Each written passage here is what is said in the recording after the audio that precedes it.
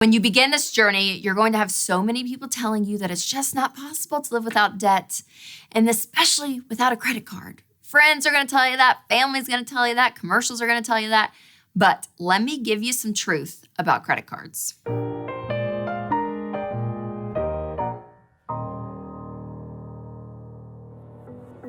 There are currently 459 million credit cards in circulation today, and only 327 million people living in America. That's like 132 million extra cards that are not assigned to a person, but they're floating around, but they are assigned to people because the average person carries 4 credit cards. 68% of people who use their credit cards said they used it on things that they need. But the most common type of credit card are the ones they sell you at retail stores. Yes, 41% of people have store-specific credit cards. And last I checked, not many emergencies can happen where J. Crew swoops in and solves your problems. Maybe a fashion emergency, but no other emergency. Store credit cards, actually, you guys, they are the worst you can get. Their interest rates are nearly double of traditional credit cards. So let's just assume that you accumulate $1,000 of debt on a store credit card. This is actually way lower of a balance than the average American, but it's just a nice round number. I'm gonna give you the benefit of the doubt. And let's say you pay 2 times the minimum payment every month on your balance.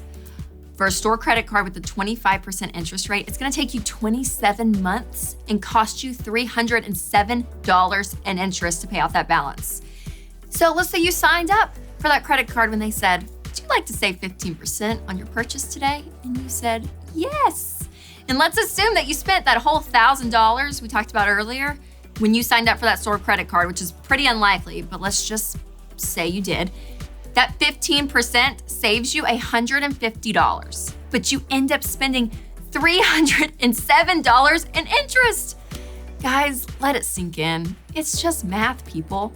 And then you look at the facts that the profits from places like Macy's credit cards make up nearly 40% of their businesses. And stores like Kohl's and Macy's, they actually pay their employees for each credit card application they get. It doesn't even matter if the application is approved, but the employees get a commission for just getting someone to sign up for a credit card. And some stores even threaten to take away hours from employees who are not signing up enough people for credit cards. It's a huge problem. And you guys, I know a lot of people who sign up for credit cards with really good intentions. They do it for the points because they think they can pay it off every month, but it's just not the reality. Only 45% of people pay off their credit card balances every month. And there's $784 billion in outstanding credit card debt out there. Half of Americans are not paying off their credit card bill. So the bottom line is, credit cards are not going to help you build wealth. They're actually going to steal it. Because again, I said it earlier at the top of this episode, but it's true. So many people say, well, I'm gonna get a credit card to build my credit so that I can buy a house. But you actually don't need a credit score to buy a house. It is possible.